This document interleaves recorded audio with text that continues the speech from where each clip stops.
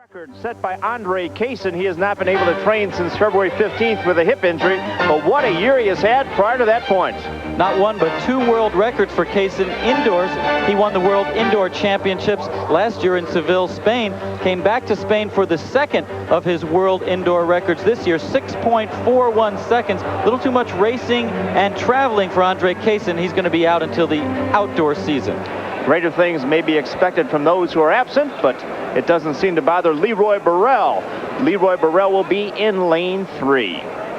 Well, the fact that Andre Kaysen isn't here, I think for him it may be somewhat important because he has been running well all season and is the world record holder. But as far as I'm concerned, it's not necessarily important that Andre's here for me to compete well. I compete within myself, and I always have, I always will, and I think I'm pretty sharp here. And as far as I'm concerned, it doesn't matter whether Andre's here or not. Leroy Burrell, #1 in the world last year in the 100 meters outdoors, in spite of the fact that Carl Lewis beat him at the World Championships. And we saw him earlier wipe out the previous meet record. So Leroy Burrell definitely is running well. And as he said, running within himself and against himself. Well, but he'll be running against Dennis Mitchell, who was third in the Outdoor World Championship. Mitchell from Willingboro, New Jersey, the hometown of Carl Lewis.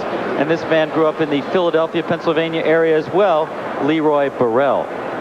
Of course, Burrell and Mitchell, along with Lewis and Kaysen, set the world record in the 4x100 in the relay. Out quickly in lane 1, Aaron Thigpen with a great start for the lane 5, Lee McRae and Leroy Burrell. Whoa, that was very close. Leroy Burrell was rocking backwards at the start, and Thigpen got a rocket start in lane 1, and everybody's saying, wait a second, where did that start come from? Very fast in lane 1 is all the way at the top. Thigpen appeared to get a flyer. Watch in the middle of the screen, third from the top. Burrell starts to rock backwards just before the start, and then Thigpen gets a real quick one. We don't have a view of the gun firing, but Burrell was just shocked. I think he was waiting for that race to be called back, but you can't do that. You've got to run, and it took good self-composure for him to gather and come on at the end, as Thigpen was way, way ahead of everybody else. Now let's go to John Dockery. John? Leroy, there seemed to be, you talked to before the race about working on your start, yet you seem really slow out of the blocks. So what happened? No, I wasn't slow.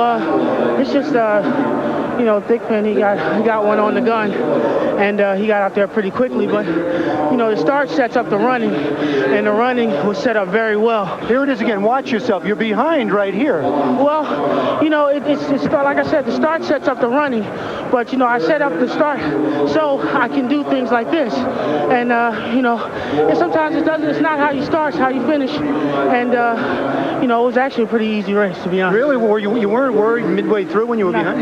Not at all, no, because I knew that I would get there. I took a glance over and I saw how fast he was out, and I was making up ground with every stride.